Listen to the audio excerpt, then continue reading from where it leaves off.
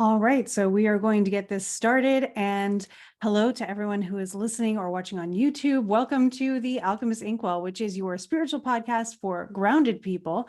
I am KristaLyn, and today my co-host, which would normally be Emily, is going to be the live viewers on TikTok.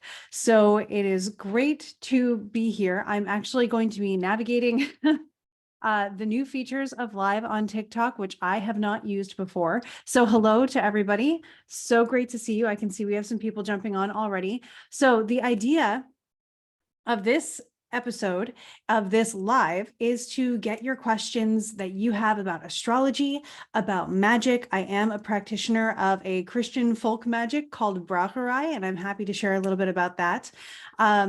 Like I said, astrology, we have Mercury retrograde coming up. We have this full moon in Pisces. We have a Mars retrograde coming up. So there's a lot happening in the sky right now. Venus also just moved into a sign that is not her favorite place to be.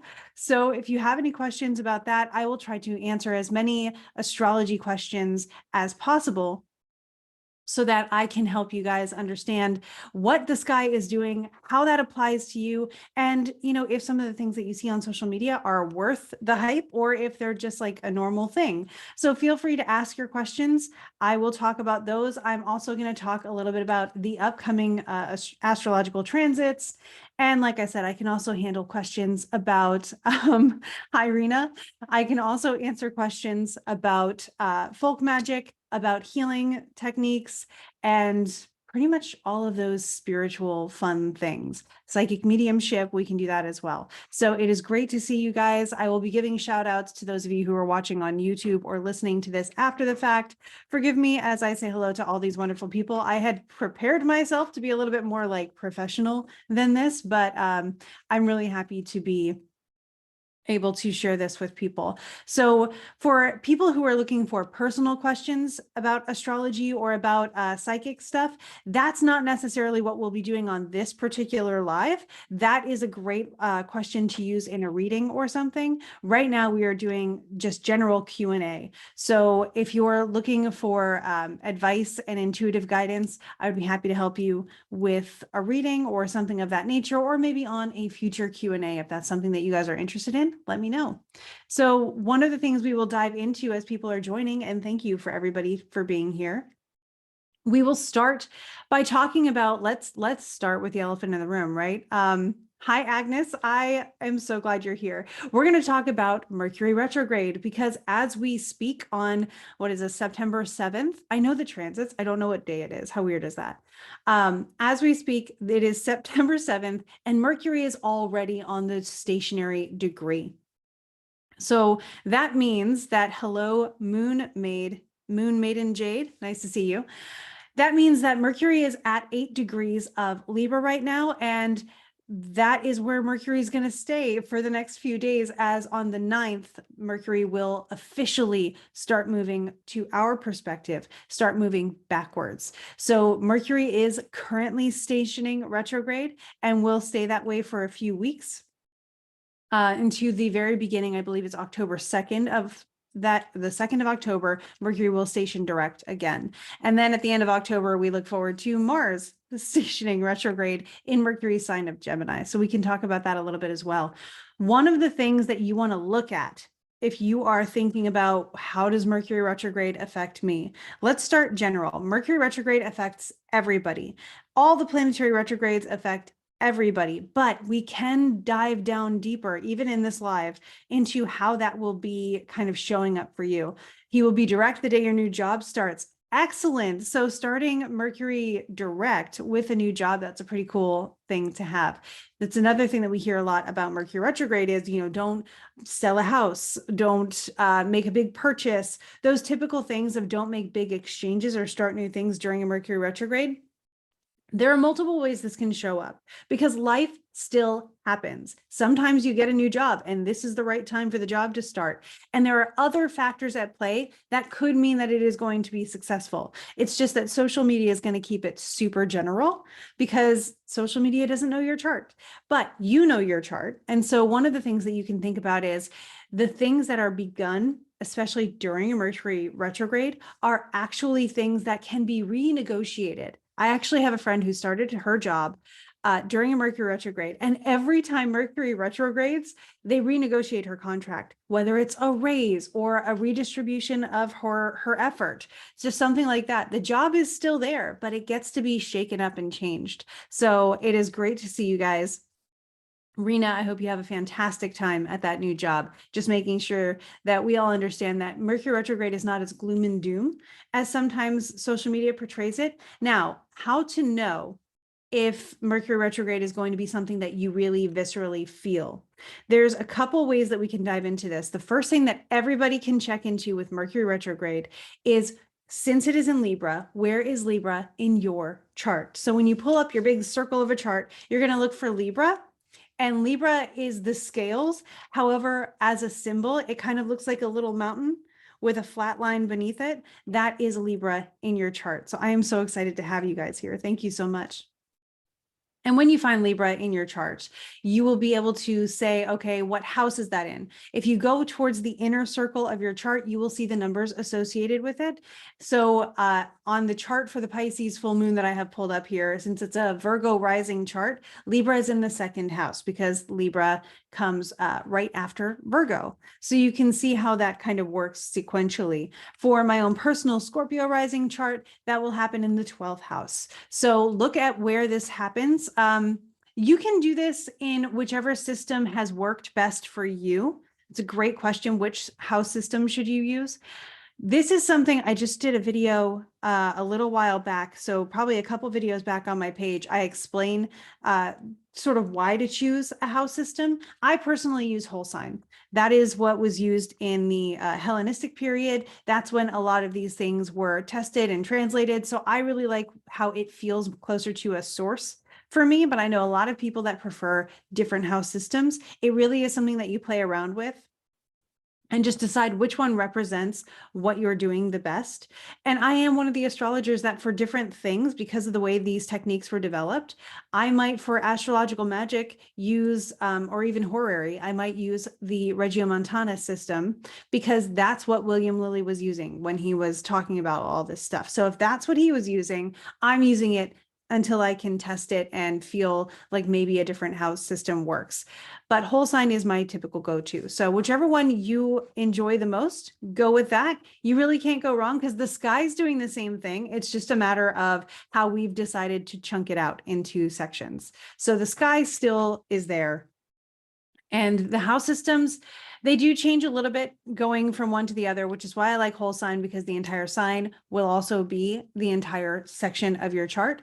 But hey, it's great to see you, IGZFTG. I'm glad you made it in time as well. So that's something to keep in mind as we go about this as well. I'm just checking on my recording. Everything is good. Cool. It is Mercury station right now. So technology, especially with Mercury being in an air sign, might be a little bit glitchy. So Rena, your natal chart made more sense in Placidus, but forecasting works best with whole sign. So this is sort of like a whole sign thing. It's whole sign, or sorry, this is a forecasting thing. So we're looking at transiting Mercury. And if transiting Mercury interacts with your chart, so what area of life is represented by the area that, you know what, on Placidus, just look at the cusp that Libra rules. So the very first line on the chart where Libra is, and if it's intercepted, then you're just going to include it in the charts with the sign, or in the house with the signs around it. But you can absolutely check at what house it is to see what area of your life is being impacted by the retrograde. Even further, you can see if you have any planets in that house. And if so, especially if they're within the range of, I'm going to jump around a little bit here, but 8 degrees to roughly, I have this written down, I can make this easier on myself, 24 degrees Virgo. So from 24 degrees Virgo to 8 degrees Libra, if you have natal placements there, Mercury is going to be conjoining with them during their retrograde. And that just means it's going to be activating them by transit. So they're going to play bumper cars. This is cute. Thank you, Esmeralda. they're going to be playing bumper cars in the sky, and you will feel that because it's something kind of pushing and nudging you in that area of life where Libra is in your chart. Also, if you notice that Libra is an angular house, being the first house, the fourth house, the seventh house, or the 10th house, that cross that you have on your chart, you may notice this externally in your life, more noticeable for you to see and experience firsthand. So I think this says that that Libra rules the fourth house, but has a larger portion of the third. Does that affect the third then? So this is probably Placidus. This, in that case, you might want to blend the two and just know that family, siblings, your community, and the way you communicate with people may blend in here. In my perspective, depending on your rising sign, this is another reason why I use the whole sign system, because I would know exactly where that falls. But this also means that your IC is being affected here. So that's your upbringing, your home community. It's a really great time for you to maybe redecorate or remodel your home, make it more comfortable for you, make it something that is more aesthetically pleasing, since this is in Libra. And let's see, how would I incorporate the third house with that? Yeah, the third house is communication, learning. Maybe you're taking a course or working from home, that kind of thing, that kind of transition may be happening. And you're just making sure that you reassess all of those situations to make the space conducive to what it is that you're doing in that area. Your natal Mercury is 0 degrees Libra in the first house. So you're a Libra rising with Mercury in the first house. This is actually going to be an interesting Mercury retrograde for you then. The first house representing your self-image and your lens of the world. So you might see things a little bit differently now, and then kind of revamp the way that you see yourself and appreciate yourself over the time of this retrograde. So that's pretty cool. All right. Yeah. So we have a lot of questions about Vedic signs and Western and things like that. I don't want to stay on that too much because we have other things that we can talk about, but I do geek out about the frog clock. Yes, I do. So for Mercury and which sign it's in natally for you, that's not really affected too much by the Mercury retrograde. So where your natal Mercury is, that's where Mercury was. That's your comfort zone Mercury. You want to look at where Libra is in whichever chart you feel best represents you.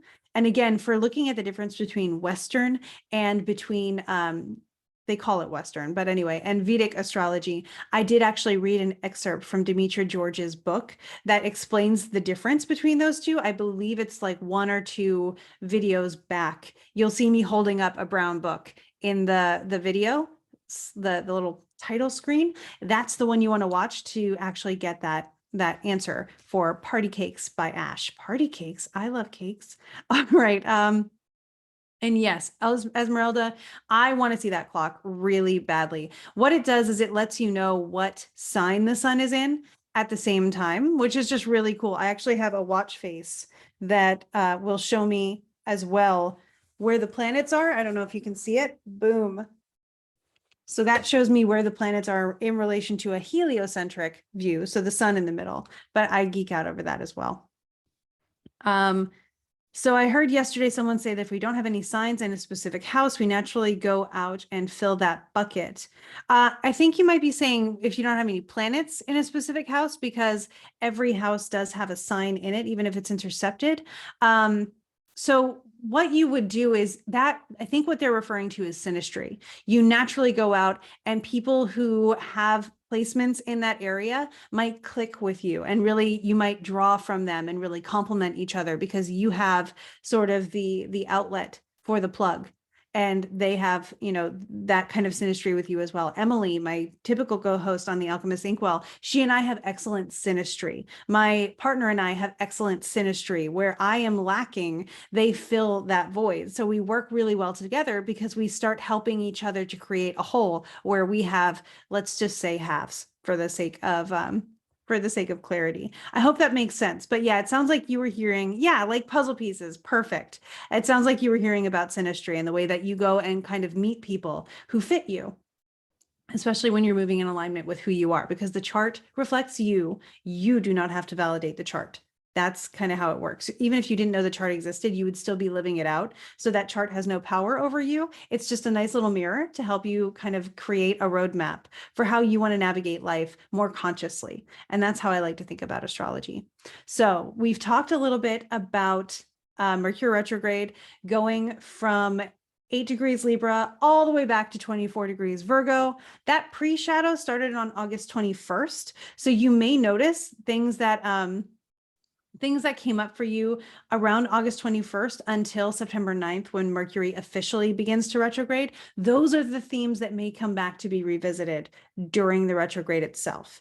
And then you have the entire retrograde from, let's see, September 9th through October 2nd to work on it. You've got time. That's the great thing here. This is the time to do your editing, to do your revisiting, to let it be a little sloppy and work things out slowly but surely. Take things one step at a time if you want to.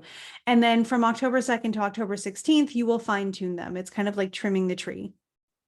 So I'm so glad that that makes sense. Thank you for the compliments, Megan Lee. It's great to see you. So hi, everybody that is joining. We are currently wrapping up a section talking about Mercury retrograde. How do you know how it will affect you? That's where you want to check the sign and where the sign is on your chart. So let's do this, right? Let's imagine that this is the second house on the chart. So Sagittarius here would rule the second house on this person's chart. So that's how you know you want to find Libra, which is not necessarily visible on my tapestry back here, but Libra looks like a little hill with a line under it. Find that on your chart, see what number of the pie slice on your chart is associated with that. That number is actually associated with an area of your life. And you can find tons of resources on that, starting from the first house being you and your image, going all the way around to the 12th house being a sort of some subconscious spiritual situation. Esmeralda, Brandy, thank you for the visual aid. I love it. That is Libra. And again, you may notice it even more if you have placements in Libra already that will be interacted with through the degrees of 8 degrees Libra back to 24 degrees Virgo. And also if it is angular in your chart, if Libra is your first, fourth, seventh, or 10th house, which creates the cross across your chart. Perfect. So I'm glad that made sense. You guys are the best. I like having you guys here to like help me out.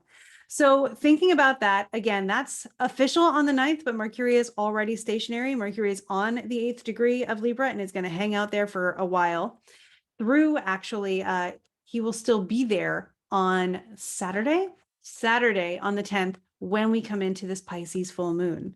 So that's another thing that we can really start to discuss is the full moon that's coming up in Pisces. I like this full moon. And I will tell you several astrologer reasons why I like this full moon. It's because this full moon is happening in a water sign and in a very deep spiritual water sign. So in my opinion, this is a great moon for practicing your spiritual stuff. And there's more than one reason for that. I'm actually going to find it on my little notes here so I can tell you. The full moon in Pisces happens Saturday the 10th at around 5:59 a.m. Eastern time. So what we're looking at is this full moon in Pisces is actually forming a sextile aspect. So a sextile aspect would, if the whole chart had sextiles across it, it would form a hexagon. So it's 1/6 of the chart creates a line. It's if you have a planet in a sign and then you skip a sign and then you put a planet in the sign, those two planets would form a sextile with each other. So, wow. Yeah. Bree, I think is how I would pronounce your name. Feel free to correct me. That sounds like you've got a lot going on right now, especially with how the mutable signs are getting a lot of action. It was the fixed signs for a while there, and then Mars moved into Gemini. Venus is currently in Virgo. Mercury's in a cardinal sign, but we'll be back into Virgo soon. So you guys are getting a lot of attention from the sky at this point, not to mention this full moon is also in a mutable sign. So fun fact, the mutable signs are Gemini, Virgo, Sagittarius, and Pisces. And even funner fact, they are only ruled by 2 planets in the traditional sense. So Gemini and Virgo are both ruled by Mercury, and Sagittarius and Pisces are both ruled by Jupiter. So if you have a rising of either of those signs, Mercury and Jupiter are very important in your chart. Evan, if you are a Taurus rising, that's pretty cool. I'm a Taurus sun. So this full moon is happening in the sign of Pisces. It's quite close. It's at 17 degrees and Neptune is over at 24 degrees. If you are a modern astrologer, that would be the co-ruler, I guess, of Pisces being present with the moon at this time. I view Neptune as something that doesn't necessarily have rulership because it's above those boundaries. So the way I see it is Neptune agrees a lot with the themes of Pisces, and Jupiter is still the ruler that really brings that to tangibility for us. So Jupiter is the ruler of Pisces, and at this point will be opposite Mercury. Jupiter is retrograde, Mercury is retrograde. They are opposing each other, just like the sun is opposing the moon. So we have this situation where the ruler of this full moon is still retrograde, about to head back into Pisces by the end of October, which will be kind of cool. Anything that you've experienced since about December 2021 through May of this year, you'll notice those might come back up for some addressing. Expansion that happened during that time might start being noticeable again. So we have a Leo sun, Taurus rising, Scorpio moon. Wow, I am also a Scorpio moon. Hello.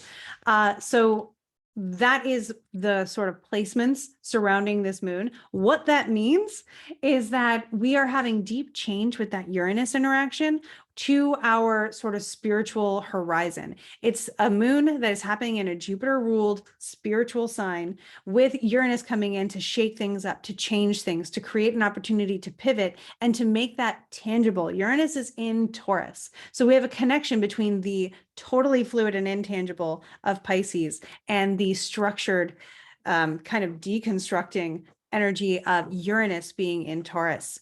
At the same time, the ruler of this, which does kind of impact it a little bit, is in Aries, back in his own terms. So Jupiter is in his own Egyptian terms. This is a deeper astrology tool that I'm using, but it does help us understand that Jupiter now is feeling pretty strong, as they are, even in spite of their retrograde motion.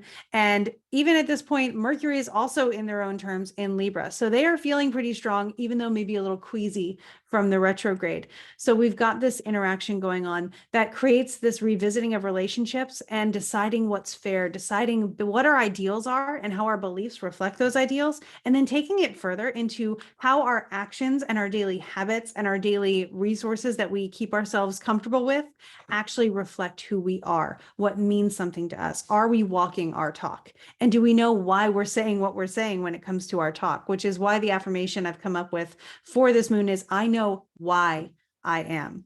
You can know who you are, and you can say, I'm an author, I'm a psychic medium, I'm an astrologer. Do you know why you do what you do? Because that informs everything else around you. Also, right now it's 2:22 where I am, so that's pretty fun. So do you know why you are? And the cool thing is, you don't have to know.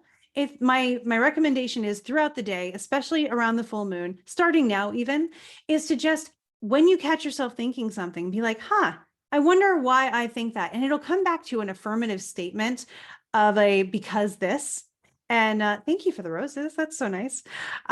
It'll come back to I can this, I am this. It sounds a lot like an affirmation in itself, and it will often sound like something a child would say. It's that simple, that basic. It doesn't have to be complicated. And this is a belief. So when you come back to a belief of whatever it is you're going through, I believe this because my mom told me to. Now you can say, well, is that resonating with me? Does that still suit me now? If the answer is yes, cool. You know why you are. Perfect. If the answer is no, now you get to say, well, what would be better? And you come up with something new that is going to create a new foundation, which is where this Uranus really comes in to allow us to have the ability to change our perspectives, to change our worldview, really, especially with this Piscean energy going on. So this is a super great spiritual kind of manifesty kind of moon. It is exactly the full moon that we kind of stereotypically think about. So I'm very excited for all of you who are looking forward to doing that. If you are someone who does moon water, this is a great time to do moon water. That's fine. The full moon water is ready for you, or you are ready for it, however you want to see it.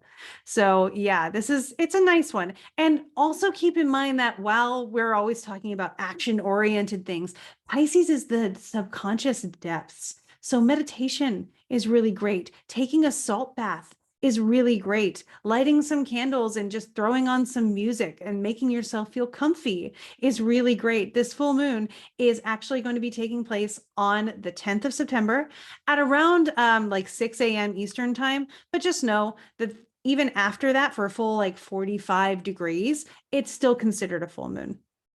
In fact, it takes about 15 degrees for it to get out of that beams of the sun kind of area. So you have time, like a 3-day period when the moon comes into, I'm actually going to look at exactly where the moon is right now. I'm pretty sure it's still in Aquarius. Yeah, so the moon is still in Aquarius. It will get into Pisces officially, if I wouldn't do it by the week. Let me just adjust this to go days. There we go. The moon gets into Pisces officially on September 9th.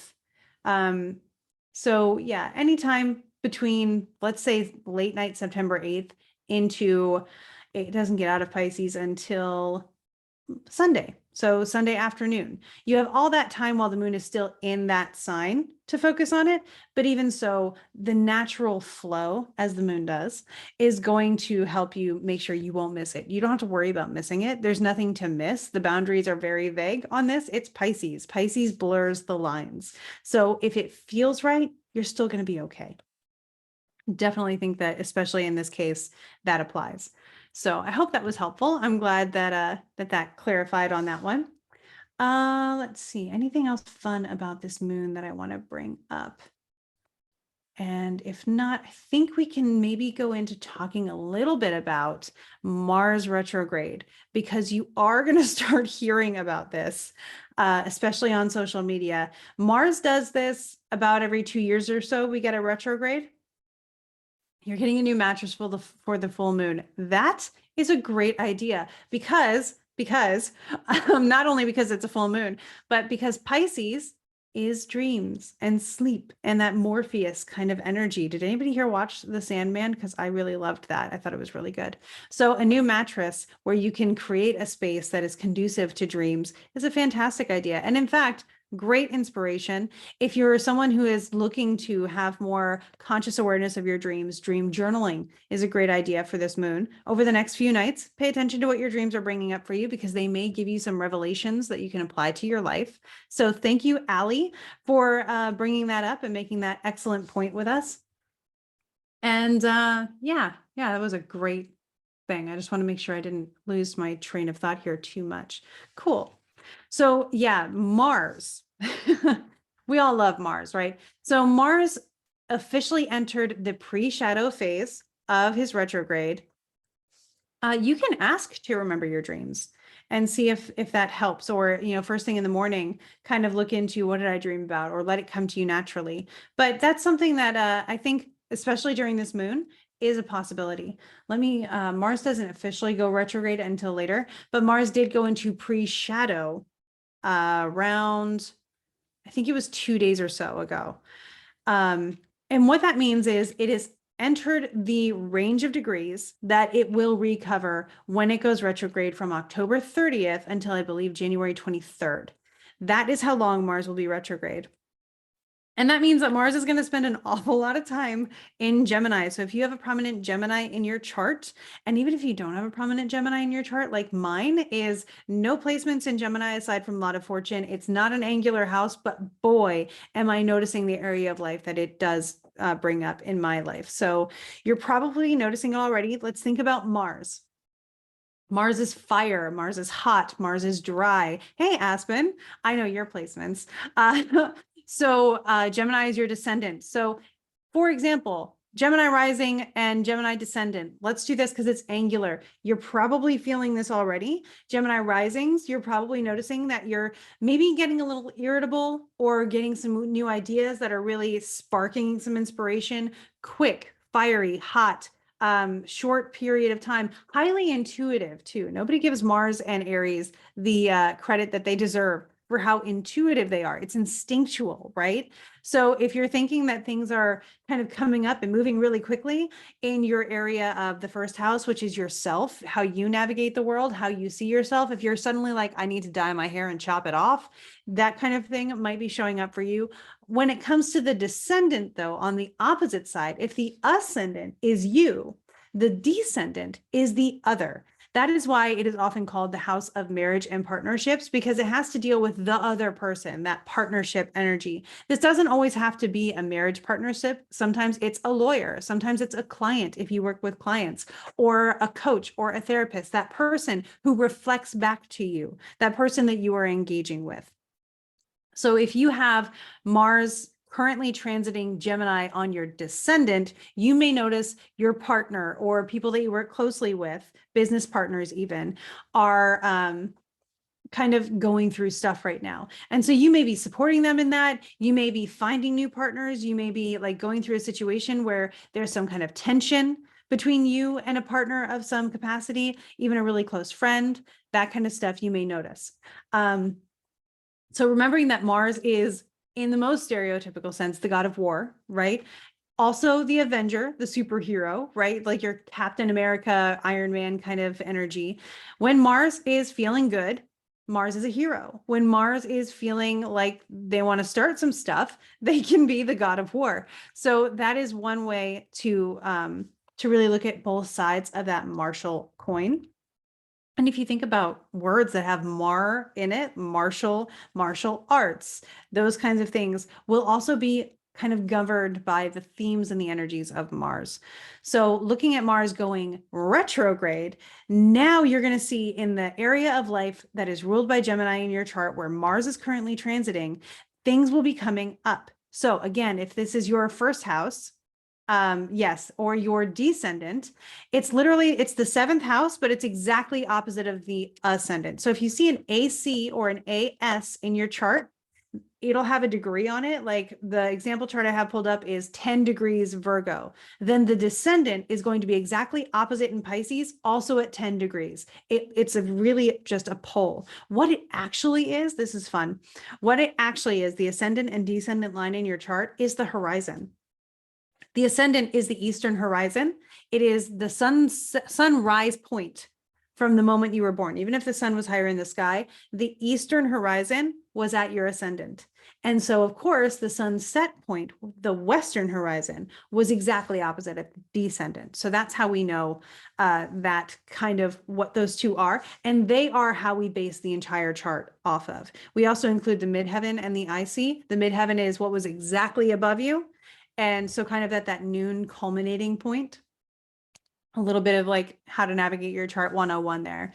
So wherever Gemini is in your chart, you're going to notice things in that area of life start to move. This happened literally the day Mars entered this range of degrees for me. And so I think it was yesterday or the day before, and it's in my 8th house. The 8th house has several meanings, but it's also the 2nd house from your partner, which means it's your partner's resources or the other person's resources. So I started noticing the people that I work closely with were going through some things, and what they were working with was showing up and affecting me in my life because I rely on them and we share resources in certain ways, whether it's finances or a business or, just something we cooperate on. Those things are now coming to light, things that I cooperate with people on in a close way, in sort of an agreement way. If you think about if you're signing a contract and someone else is signing a contract, that other signature on the contract would be the person in the 7th house. So both Mars and Chiron in Gemini in the 11th. So yeah, if you're having a Mars return, so this is really fun because Mars, again, we'll do this about every 2 years or so. Mars goes around the whole shebang. And now Mars is going to retrograde in Gemini as well. So you're going to have some extra time to really study and find out how this shows up for you. Thank you, Janice or Janice. I hope I'm saying it correctly, but I'm so glad you're here. Thank you guys so much. So yeah, we're covering a lot of ground here. I do talk fast. I want to apologize for that, but apologies might make it seem like I'm going to change, and it's not something I change very easily. So if Gemini is your midheaven / 10th house, maybe not be nervous about this retrograde. So there are more things to consider here. We know Mars is combative, right? And for some people, Mars might be the most challenging planet in your chart by essential dignity or even by sect. So what we're going to think about is if you were born during the day, then you want to keep a closer eye on Mars because Mars likes to pose some challenges and see how quick you are on your feet, right? If you're born at night, Mars is a little bit more at home at night. So it's not as amped up. It's actually cooled off thinking about the nighttime, right? So you would think about Saturn as something that you want to keep a closer eye on to see where your challenges might be coming from. And Esmeralda, you're so nice. Thank you so much. So if you were born during the day, Mars might be bringing up more challenges in your chart, especially if it's angular. So if you're thinking about the 10th house, which is an angular house, right? It's right at the top where your MC is. So you're thinking about your career is going through a lot of rapid change right now, a lot of stuff coming up. And you probably have almost an overwhelm of things coming up, new opportunities, a bunch of stuff that you have to decide whether to say yes or no to. And so some of those may stick around. And during retrograde, you might decide which of the opportunities are a not right now, which of the opportunities can be set aside, which opportunities need a little bit more time and fine tuning. So just think about what might be rapidly coming up for you, possibly in a really rapid fire way, or just a lot of opportunities coming up around you. And just at this moment, be really discerning and detach, right? Because if it's going to retrograde, then we are going to have time to revisit this. So it does not have to go perfectly the first time. That's the good news. So wherever Mars is in your chart, if something comes up and you're like, wow, I really don't know what the right decision is, just let yourself know you have time to figure out the right decision. You're going to have time between now and like January 23rd. Mars doesn't leave Gemini until March. So I think it's March 23rd that Mars finally does leave Gemini. So we have plenty of time to figure this stuff out. Mars, the planet of speed, has to chill out for a couple of months. And so we're going to notice that too. And I guarantee that right now, whatever's going really fast, at first we're going to be like, yay, it slowed down. Whoo, Mars retrograde. That's not so bad. By the end of it, if you're anything like me, and I am Mars ruled, if you're anything like me, you're probably going to be like, wow, I wish stuff would pick back up again. Probably just in time for January 23rd when it will. But I know I tend to not be a patient person, which is really funny because it just goes to show how your whole chart builds who you are. I am a Taurus sun who is supposed to be notoriously patient. Not so. I am Mars ruled. And my Mars really likes stuff to happen. And I really like the shiny things. So Mars is in Pisces for me. So this full moon is coming up right around my Mars placement. So if you were born during the day, yeah, you want to keep an eye on Mars. Just say, I see you, buddy. And you can still move in alignment with that, right? Challenges may show up, but you overcome obstacles with renewed inner strength every time. And you are successful in all that you do, whether you're being successful in sitting in a chair, whether you're being successful in playing the piano, or whatever it is you've chosen to do, you are being successful in that because you chose to be there. So do not worry about if you're doing something wrong. You're not doing anything wrong, especially now that you have this. One of the big things that came up when I was at an astrological conference 2 weeks ago, and I'm going to another one next week, is forewarned is forearmed. Now, how Mars retrograde is that, right? But it's the idea that if you know something is coming, it doesn't necessarily change the fact that it's coming, but it gives you the peace of mind saying, all right, I think I can handle this. I think I know what's coming up. And therefore, when it does come up, I'm prepared to be able to catch the ball rather than to be like hit in the head with it, unless you weren't me in gym class in high school, in which case maybe you did catch the ball more often or you got sent home early a lot. That was not a bad thing in my case. So what do the little barbell icons on the chart mean? Esmeralda, I'm assuming, I think what you're talking about is the sort of barbell horseshoe kind of icons. Those are your north and south node. This is a great question, actually, and thank you for the rose. LLLEXMC. So those icons actually are your north and south node. The north and south node sounds complicated, and I'm going to share with you the mythology behind them in a second. But what it really means is the eclipse points. We have 4 eclipses a year, 2 solar, 2 lunar. The next ones are coming up at the end of October and the beginning of November. And so in your chart, where you see those little barbell horseshoes, that's where the eclipses happened the year that you were born. So that's basically all that is astronomically in your chart. Cool. Your north node is in Pisces. Very nice. What that is mythologically, though, and this gets into a little bit about the interpretation of the north and south node as well. It's been taken into different contexts by evolutionary astrologers. The part I'm about to share, since it wasn't covered a ton in your Hellenistic astrology, it was mentioned a little bit in astrological magic and medieval astrology, but it really is Vedic astrology that has a great story to go along with it. And that is that the eclipses were the head and tail of a dragon. And this dragon was named Rahu Ketu. Rahu would be the north node, the head of the dragon, the solar eclipse, typically.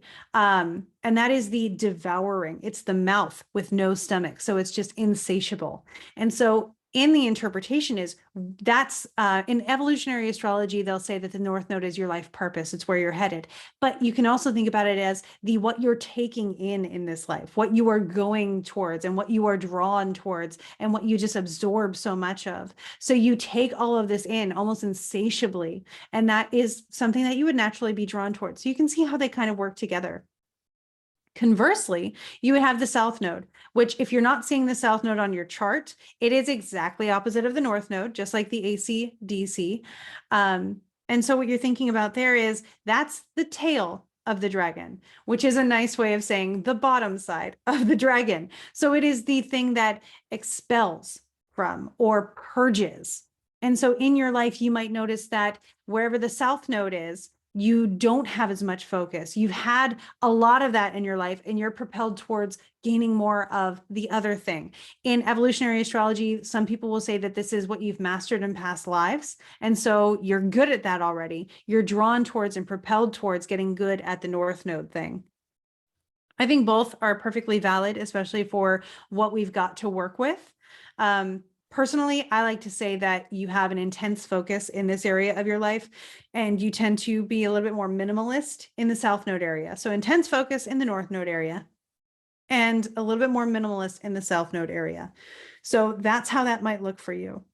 Do I work with perfection of the year? And if yes, how would I work with it like the planet? Perfections, annual perfections are a Hellenistic astrology technique. I found my home in Hellenistic astrology. Side note, the true node is just one of the ways of calculating where the node is. So you might find the true node and the mean node both work. It's going to be roughly in the same spot. So you can use both of them, especially for just figuring out which sign they're in. Totally fine. When it comes to annual perfections just go to say that each year of your life from birth, so age 0 till all the way around, is ruled by a certain house in your chart. So from 0 to 1, your life that year was ruled by the first house. You were a baby, you were focused on being you and existing. And so whatever your first house was, the ruler of that is going to be the Time Lord for that year. So if you're a Virgo rising, the Time Lord for a year 1 in perfection would be Mercury, because Mercury rules Virgo. So you go all the way around. Second year of life from 2 to 3 is ruled by the second house, and so on all the way from 12. And then you start over at 1 again. So you can actually tell by how old you are what year you're being ruled by. Currently, I'm in a 9th house year. I am 32.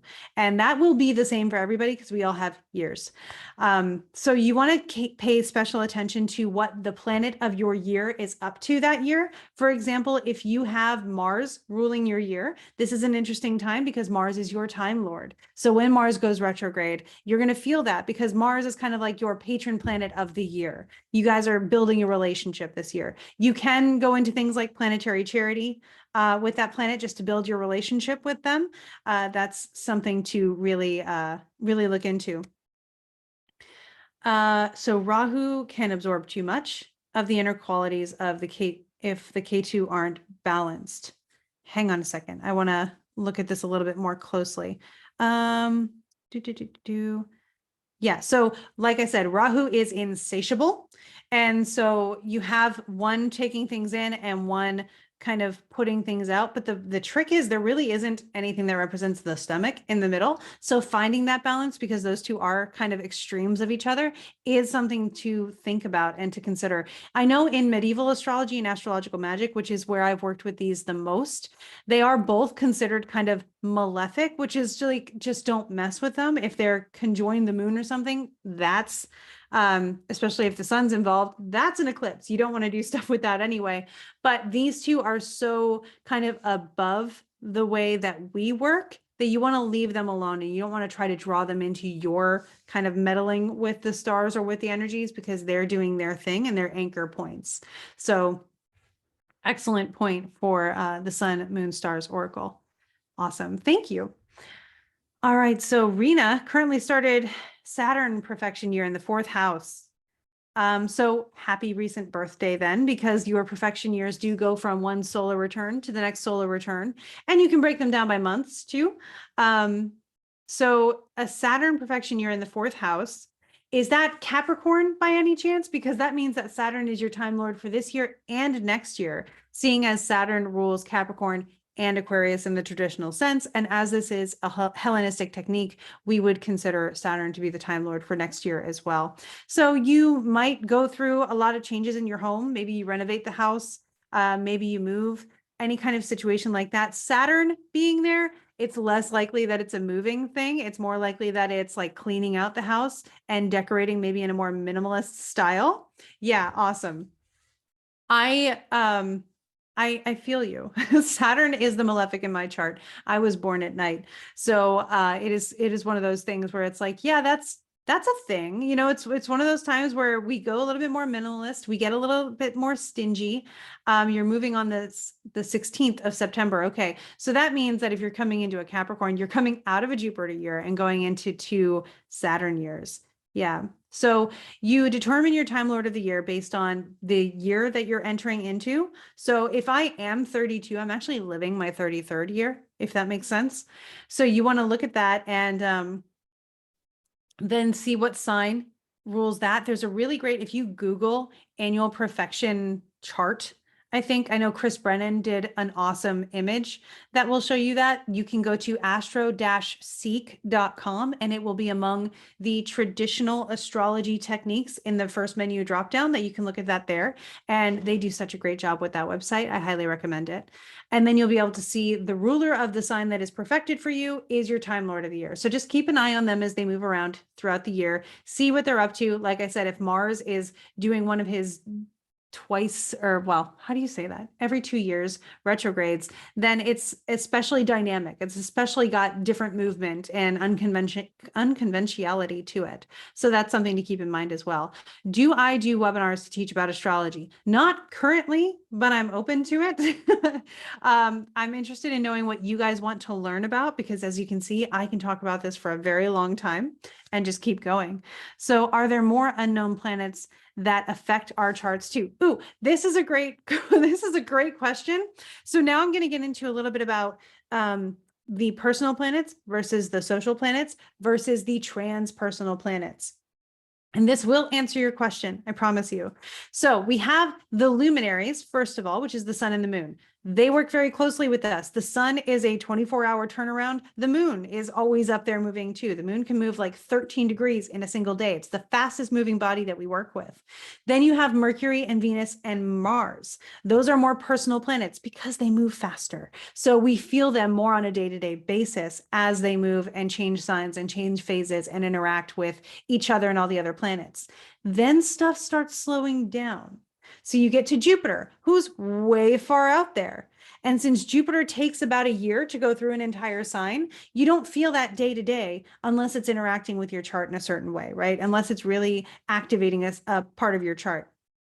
But for instance, Jupiter was in Pisces most recently from like December of 2021 to May of 2022. So this whole time we had Jupiter in Pisces, as compared to Mercury, who beelines through signs in a month or less. The sun, which takes obviously a month to go through the signs. The moon, which only spends 3 days in a sign. So you can see how, wow, that's a lot more of the change that I can track as compared to the year of Jupiter or the 3 years of Saturn, which is why we, talk about Saturn returns so much, because it really takes its time, as Saturn would do. But beyond that, you get to the transpersonal planets. And also the transpersonal planets, with the occasional exception of Uranus, are not visible with the naked eye. This is why they were not included in traditional astrology, because we can't see them. And when it comes to planets, especially the way they aspect us, aspect actually means to witness. So if we can't witness them, The question was, can they witness us? And so when you have Uranus, Neptune, and Pluto who can't see us, they can't see our light, just like we most of the time can't see their light. We actually had to discover Neptune using math. Pluto, same way. Uranus, we caught with a telescope because, you know, sometimes Uranus is close enough for us to see. And occasionally you can see with the naked eye, but still you had to find them with a telescope, and you still do for most of the time. So it's Uranus kind of popping in like that uncle from who knows where every once in a while and can see us and we can see them. But this is where you get into the theory of the outer planets, the transpersonal planets, which Pluto defines generations. We're about to move from generation alpha into whatever they're going to name the next generation. If you're a millennial, you are of the Pluto in Scorpio generation. If you were a Gen X, you are of the Pluto in Libra generation. Gen Zs had Pluto in Sagittarius. So it's an entire generation of people defined by this one planet moving for a very long time through one place. Then you come in, Neptune spends a very long time in one place. Uranus has been in Taurus since 2018. Uranus is not leaving Taurus until 2026. So it takes a long time. We do not really notice on a personal level this movement unless it interacts with our chart. However, society does. So society, Saturn and Jupiter will really help us make some headlines. And then cultures will change throughout cultures, or even we'll say like government systems, things like that will change throughout that transpersonal time. So if we can't see them, can they see us? And if they can't see us, how personal is that relationship? So yes, when it comes to, are there other planets that are unknown or just really far away or really small? Yes, there are. The effect that we feel from them is the question. I know asteroids are something to really get into if you want to interact with this. Asteroids are closer to us. They're very small, and they add such great nuance. For example, my sun is in the 7th house. So my sun is in my 7th house of marriage and partnerships. The asteroid conjunct my sun is Daniel. It just so happens I'm married to a Daniel. The asteroid for my name, and there are like thousands of asteroids. You can probably find one for your name. You can Google it and they'll come up with a list. And then you have to do a little bit of finagling to find out if it's within, let's say, 1 to 3 degrees of a placement in your chart. My chart ruler is Mars in Pisces. My named asteroid, Krista, is conjunct my Mars within a degree in Pisces. So I know asteroids can work and can really add some nuance to situations. Even my ancestry kind of shows up in asteroid conjunctions in the chart. So that's something to really play around with if you want to get into that kind of really exciting feeling of being seen in a very intimate way. So that would be one thing that I hope really answers the question about unknown planets out there. Obviously, there are definitely unknown planets out there. I think one of the lines we might draw is, are they orbiting our sun? That's something that I would say just off the top of my head. If it's not orbiting our sun, it's not in that sort of energy family. So maybe then it's not, you know, like those exoplanets and things. I doubt that they affect us. And if we can see it, and if it can see us, then we know it's got more of a personal relationship going on as well. That's the actual theory from astrology as it's developing. So, so how do you read your charts? If you want to do it on your own and you're looking for a really great generic interpretation, not working with an astrologer, astro.com is fine. Astro-seek.com has a lot of different techniques. You can do pretty much everything you want to do there. If you want someone to work with you personally, I do chart readings. I love doing them. Astrology is my love language. It's how I can show you what kind of superhero you are and show you how amazing you are. Astrologers love to do that kind of thing. And it's a lot more personal and unique to you. And thank you for the compliments about my explanations. That is so meaningful to me. Again, it's my love language, but bringing integrity into astrology is one of my passions. It's one of the reasons that I feel I'm actually here alive to be able to speak with you. So you are welcome.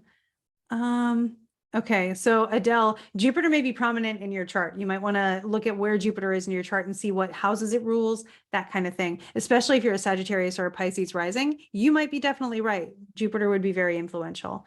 Hello, I meme 8. Good to see you. Oh, wow, and we're gonna have to round this out soon. So you guys have been awesome. I'm going to answer the, can outer planets affect you more if your SMR is ruled by them. Like I'm an Aquarius. Okay, so I'm a traditional astrologer, and what that means is I again really look at the planets that are visible to the naked eye as the rulers, because they are the ones who are interacting with us here. If you think about the old gods, right? Uranus through Pluto would be the Titans. They are forces of nature. And then you would think about Kronos down or Zeus down as the gods that interacted with humanity. So we knew, we feel, those kinds of things. That's how I see it. And yeah, so Adele, Jupiter is influential in your chart. That's how I see it. So for Uranus outwards, I don't give them rulership of the signs, because to me, there's this thing of rulers of the spheres as well. Astrological worldview is amazing and super fun to think about. So each planet rules a sphere, and then you have the fixed stars. Uranus through Pluto would have fallen in the same sphere as the fixed stars. So they aren't interacting as much, which means I don't give them rulership over a sign, because they aren't kind of walking among us in that way. I would give Aquarius to Saturn. Saturn is the traditional ruler. So that's something that you can really look into. As if you are an Aquarius sun, then Saturn rules your sun. In traditional astrology and in like most astrology, we actually like to know what your rising sign is, because that tells us the rest of your chart and gives a more holistic picture of you as an individual, rather than just your sun, which could be in any house of the chart and we really wouldn't know. So we wouldn't be able to give you that clearer picture. That's why my horoscopes are always for the rising signs, because it's more unique to you and you might actually notice the areas of life more. And I like to think that's more helpful. All right, so I'm going to round this out. You guys are so nice. Thank you for this. I hope that our sound did well this time. I think it did. So far, so good. You guys seem to have a good time hearing me on this, so that's awesome. Thank you for people who have started following me during this. You guys are amazing. I am so glad that this was helpful. Sag rising is a fire mutable sign ruled by Jupiter. So likes to explore, the traveler of the zodiac kind of thing. So make sure you allow yourself to sample life and really dive into things and feel it to the fullest. And philosophy is another fun thing to explore and get curious about. Private chart readings, I do offer those. The link in my bio will give you a couple different options on how you can work with me, and you can pick a time that works great for you on the schedule. There we go. All right. So it is great. It was awesome to see you. Sun and rising both in Pisces. You guys are amazing. For the sun and rising in Pisces, stuff's going to get even cooler for you when Jupiter gets back into Pisces, I think in the end of October. So thank you guys so much. I do need to wrap this up and go move on to a reading with a lovely person as well. So once again, I had a blast. I hope you guys had fun. Thank you for making this such an engaging conversation. You can listen to me talk about astrology every day here on TikTok. I appreciate you. Let me know in comments on videos or whatever you'd like to do, what more stuff you'd like to see me do lives about. I am not averse to doing this a little bit more. So yeah, we will see you back to our normal scheduled Alchemist Inkwell podcast episodes next week. But as for today, thank you all for being my co-hosts for this week's episode of the Alchemist Inkwell. And as we always love to say, this time you can say it with me. Ready? 3, 2, go make some magic. Bye, guys.